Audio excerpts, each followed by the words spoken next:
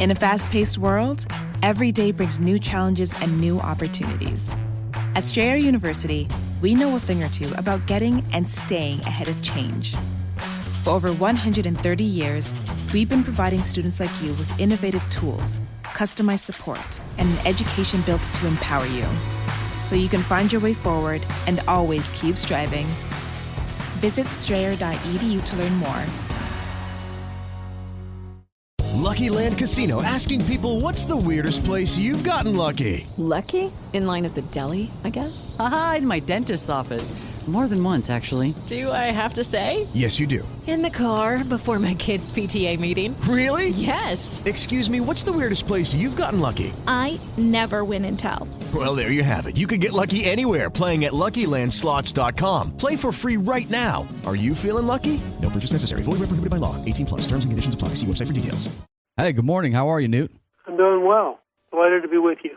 I know you're about honesty, morality, and faith. This is something we learned from our founding fathers, but right now you say in this new book that you just penned, Defeating Big Government Socialism, Saving America's Future, you say in this book that we're in big trouble right now and the threats are real. How bad is it, Newt? Let us know how much trouble we're in. Well, I think the average American knows how much trouble they're in. They go out and they fill up their car. They can barely afford it. They go to the grocery store. They can barely afford it. They have to worry about the rising crime rate and whether or not they can walk the street safely, or for that matter, drive the street safely with the number of carjackings that have occurred. They look at the number of people crossing the border illegally. Every time you turn around, you're reminded, can you send your child to school? What will they be taught? What are the biases of their teacher? And I think people have a general sense that the system is out of control, that it doesn't represent their values, and it certainly is not, it's not performing. People want to return to an America that works, and the current system is not working. You had just been elected to Congress in the late 70s, the last time our country saw inflation like we're seeing today. What did we do back then to get ourselves out, and do you think that approach would work for today's times? Oh, yeah, I have no question that and you're right, I began campaigning and working with Ronald Reagan in 1974, and I won in 78, when halfway through Jimmy Carter's presidency, and then worked and helped elect Reagan in 80. We went to certain basic rules that, by the way, Donald Trump had applied. Remember, you were at 1.4% inflation. Gasoline was less than half the price it is now. When Trump left office, we had energy independence. We were creating new jobs. We were returning manufacturing from China. We had control of the border. We applied common sense things. This is part of why I wrote the book, Defeating Big Government Socialism, because I realized what we're up against is a repetitive pattern of left-wingers who don't understand the real world, who live in some kind of fantasy, who try to apply the fantasy in a way that is very painful for the rest of us, and who then cover up the failure of the fantasy with more and more and more government spending, which then leads to inflation. I recently had a decorated Air Force colonel, and he also graduated from an Ivy League institution, a liberal institution, and he told me our biggest national threat right now is not Russia, Iran, North Korea. It's our own government. He told me that our biggest national security threat is internal. Do you agree with that? Yes, I think the greatest threat to our freedom today is the collapse of the American system because of a coalition of the teachers' unions, the environmentalists, people whose number one role in life is sexual, the people who believe in giant government, people who favor criminals over the innocent. There's this weird coalition that has come together, and it's kind of hard to understand why they're all connected to each other, but they are. And they've concluded that they can form the sort of new American version, which teaches 7-year-old white girls that they should feel bad because of their skin color, which is pure racism, and wants to teach third graders to discuss their attitude towards transgenderism, and wants to eliminate mathematics because it involves hard answers with a yes and a no, and when you have hard answers, some people get things wrong and then they feel bad.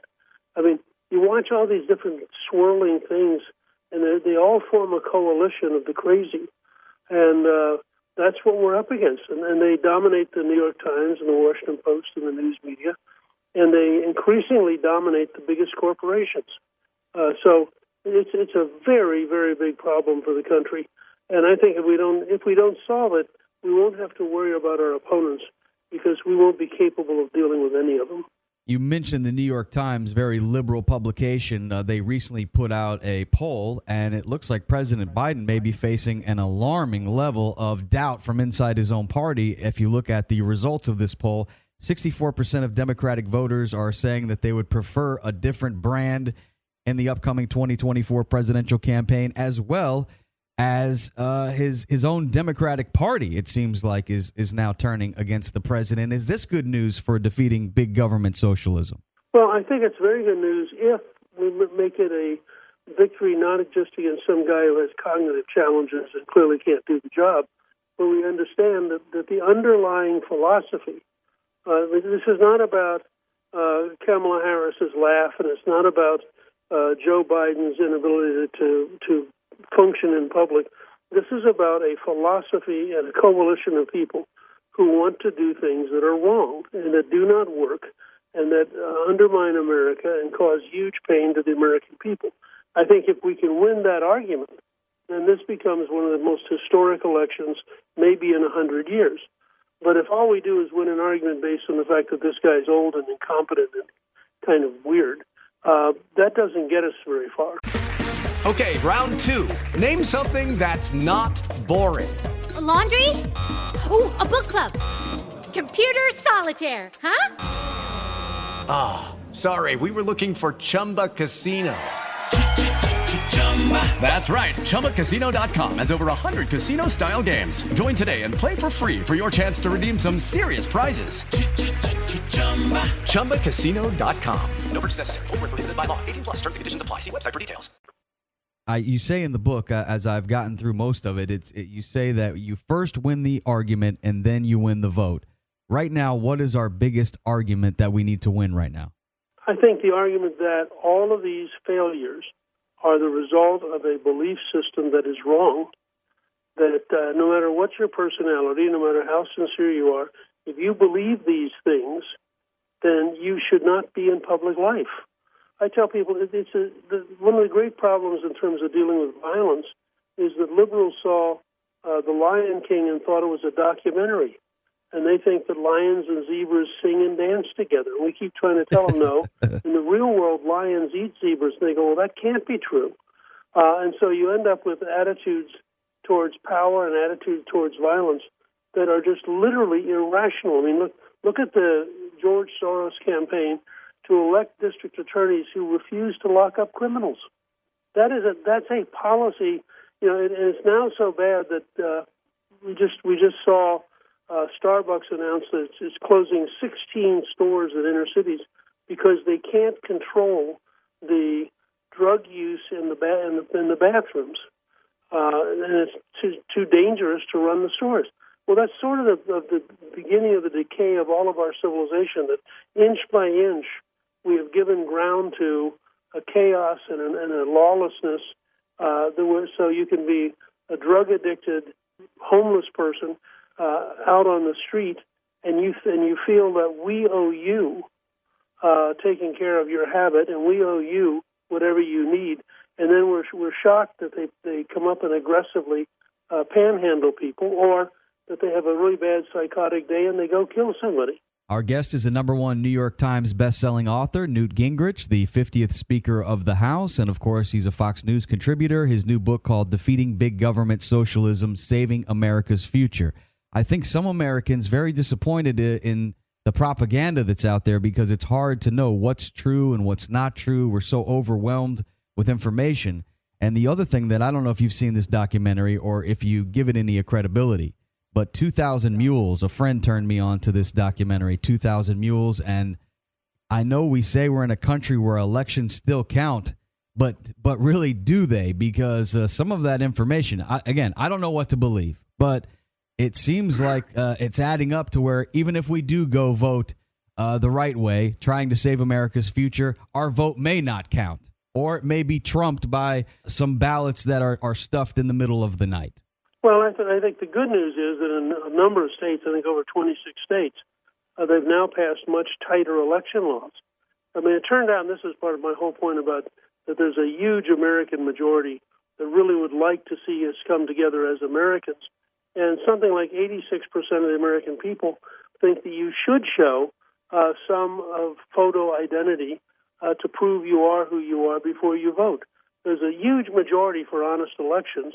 I think 2020 was, in a sense, a desperate gamble by the left to rig the game because they were so terrified of Trump that they thought, and this is why Zuckerberg spent $415 million trying to create turnout only in Democratic areas, and you had Twitter blocking the truth about Hunter Biden and his laptop and his deals with China and Russia and Ukraine.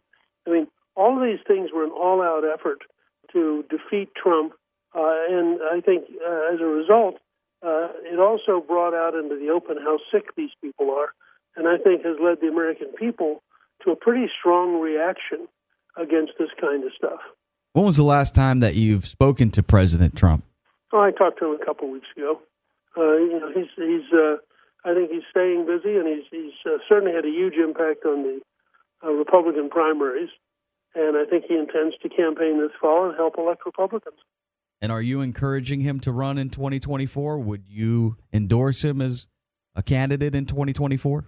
Well, I think he has to make that decision, and he has to make it based on his health. And I mean, he's very clear that if there's any danger that he's going to end up like Biden, he wouldn't run because he's old enough to be aware that he's got to feel like he's capable of getting through 4 years of a very, very tough job.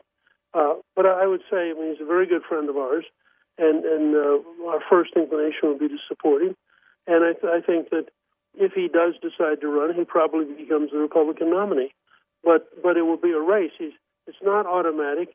And remember, if we'd had this conversation at this point in 2014, and I had said to you, oh, yeah, Donald Trump's going to run and win the nomination and get elected, you'd have thought I was crazy. So I tell people there's a pretty good chance that since Tom Cruise's new movie, Top Gun Maverick, actually has ended up with about half of all the movie sales in America this year. It's an unbelievably popular film. I can imagine, particularly in the Democratic Party, that he could run and fill a vacuum at least as much as Trump filled the vacuum in the Republican Party. And I think Cruz as a candidate would be. Judy was boring. Hello. Then Judy discovered ChumbaCasino.com. It's my little escape. Now Judy's the life of the party. Oh, baby, mama's bringing home the bacon. Whoa, take it easy, Judy. The Chumba life is for everybody. So go to ChumbaCasino.com and play over 100 casino-style games. Join today and play for free for your chance to redeem some serious prizes. ChumbaCasino.com. No purchase necessary. Void where prohibited by law. 18+ terms and conditions apply. See website for details. He's sort of amazing to watch. Who knows what we might see? I mean, we never thought we'd see Trump as president. Who could be next? Our guest right now, Newt Gingrich, has penned a new book, Defeating Big Government Socialism. It's available on Amazon. I love the new Audible from Amazon. You can multitask in a world where we're trying to get so much done. You could just listen to Newt Gingrich's new book by purchasing it on Amazon. I know that you and President Trump, both residents at times in the Sunshine State. Ron DeSantis has been kind of a star in the Sunshine State with the Republican Party. Do you believe he has a great shot of maybe becoming the next Republican nominee? I think he clearly is in second place after Trump, and he's very formidable.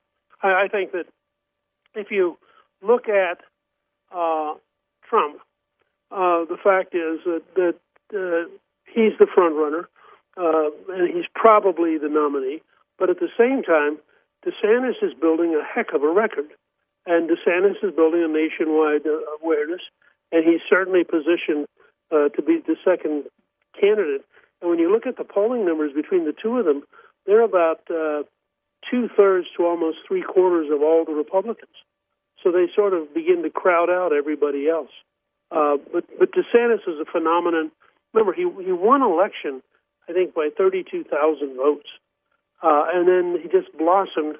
It's a very funny story because he blossomed into a great governor And the guy he barely beat turned out to ultimately have been picked up with several male prostitutes and drug paraphernalia, etc., and now faces some amazing number of criminal charges. Newt, that's no big deal now. It's okay to be like that nowadays. We just turn our cheek the other way. It's cool if you're into those kind of things. Yourself, what if the other guy had won the governorship? How different would Florida be today? Oh, they probably would have swept it under the rug, and we never would have heard about it because they wouldn't want that kind of shame on their faces. You went back to the house that you worked in for so many years, and I heard you in the book describe the two cultures. I thought it was interesting. You say the Senate is like a country club and the House is like a truck stop.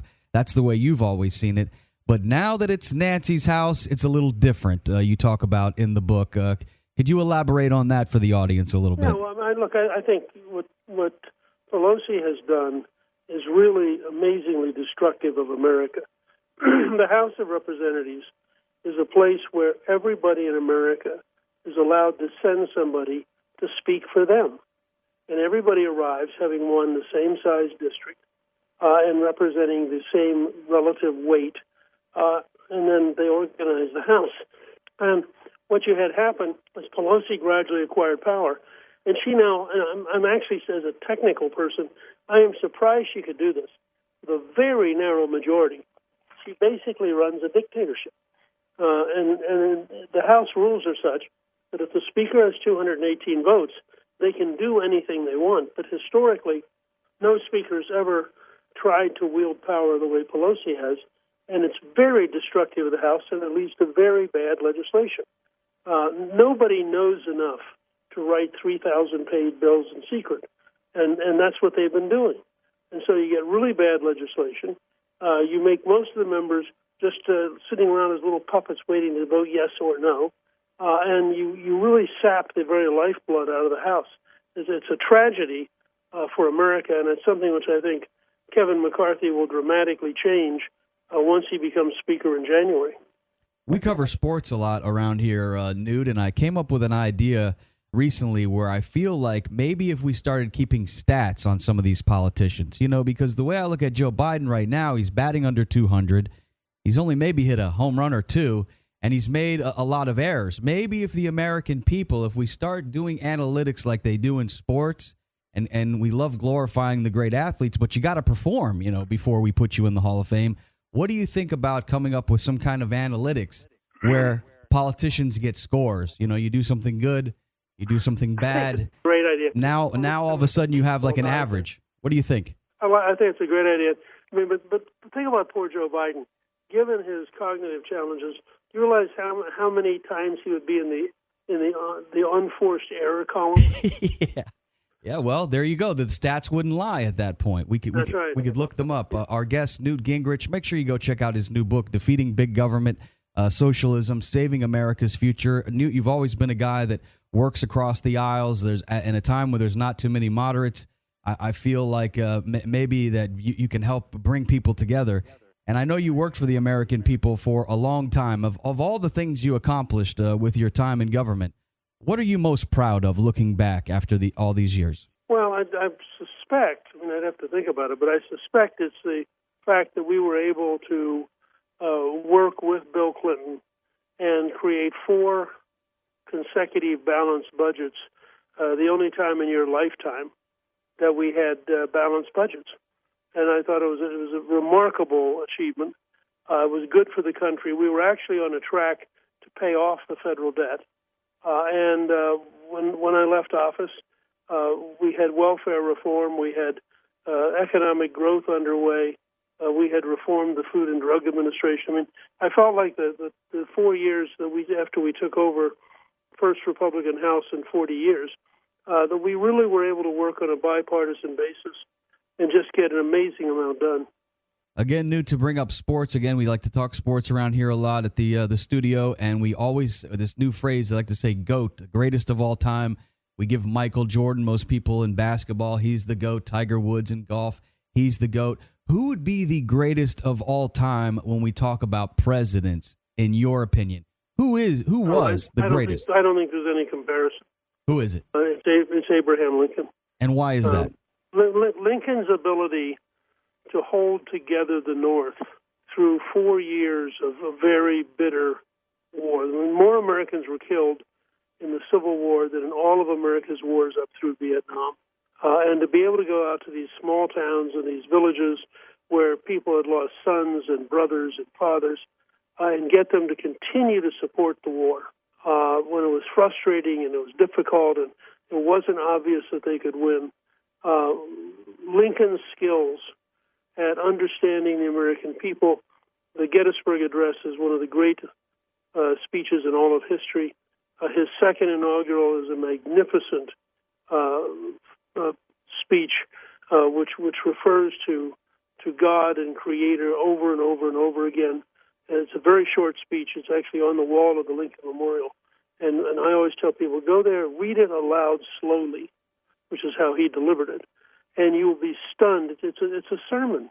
It's not a political speech. Lincoln was the most profound of all of our presidents.